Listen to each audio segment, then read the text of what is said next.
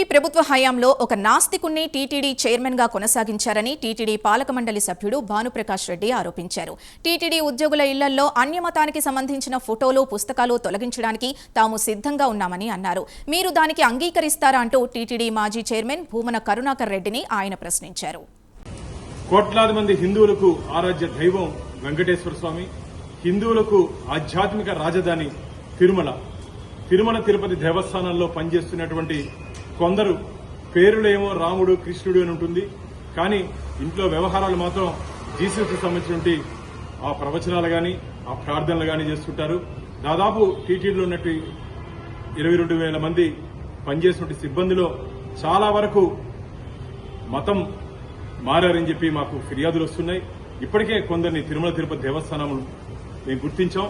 కానీ నేను మొట్టమొదటి ధర్మకర్తల మండలి సమావేశంలోనే ఈ ప్రస్తావన తీసుకురావడం జరిగింది. ప్రతి ఇంటిని సర్వే చేద్దాం. ఇంట్లో వెంకటేశ్వర స్వామి హిందూ చిత్రపటాలు కాకుండా, హిందూ దేవత చిత్రపటాలు కాకుండా అన్యమతానికి సంబంధించిన ఏదైనా చిత్రపటాలు ఉన్నా సరే, సాహిత్యం ఉన్నా సరే వెంటనే వారిని ఉద్యోగం నుంచి తొలగిస్తామని చెప్పి నేను మొట్టమొదటి ధర్మకర్తల మండలి సమావేశంలోనే ఈ అంశాన్ని రేవత్తనడం జరిగింది. నిన్న మా కేంద్ర మంత్రివర్యులు, కేంద్ర హోంశాఖ సహాయ మంత్రి బండి సంజయ్ గారు తిరుమల పర్యటనలో వచ్చిన సందర్భంలో వారికి చాలా మంది ఫిర్యాదు చేయడం జరిగింది.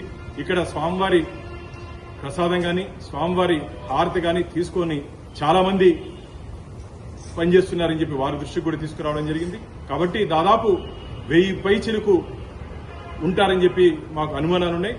రాబో ధర్మకర్తల మండలి సమావేశంలో దీని మీద మేము ప్రతి ఇంటిని సర్వే చేసేదానికి ప్రతిపాదన నేను తీసుకురాబోతున్నాను. ఈరోజు కరుణాకర్ రెడ్డి గారు మాజీ చైర్మన్ మా బండి సంజయ్ గారు మాటల మీద వారు ఏదో విమర్శలు చేశారు.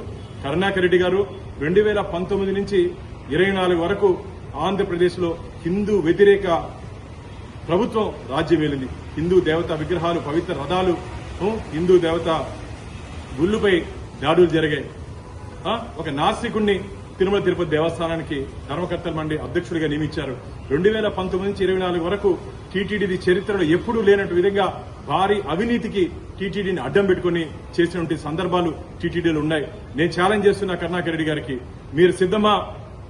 ప్రతి ఇంటి సర్వేకి మీరు కూడా వచ్చేదానికి సిద్ధమా?